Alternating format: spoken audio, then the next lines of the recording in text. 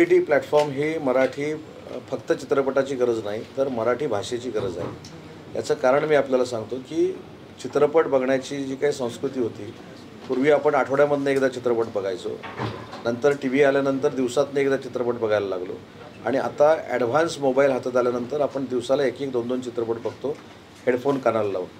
तर माझं मराठी भाषेचं मंत्री म्हणून मत असं आहे की मराठीचा OTT प्लॅटफॉर्म देखील जर प्रत्येकाच्या हातामध्ये असेल तर त्याच्यातनं मराठीचं संवर्धन होऊ शकतं, मराठीचं जतन होऊ शकतं आणि प्रचार आणि प्रसार होऊ शकतो आणि चांगलं साहित्य हे पुढच्या पिढीपर्यंत पोहोचू शकतं। म्हणून OTT प्लॅटफॉर्म हा अतिशय महत्त्वाचा आहे आणि अत्यावश्यक आहे। मराठीचं जे साहित्य आहे, आता मराठीमधले जे साहित्यिक आहेत त्यांचं सगळं साहित्य ह्या OTT प्लॅटफॉर्मवर असलं पाहिजे।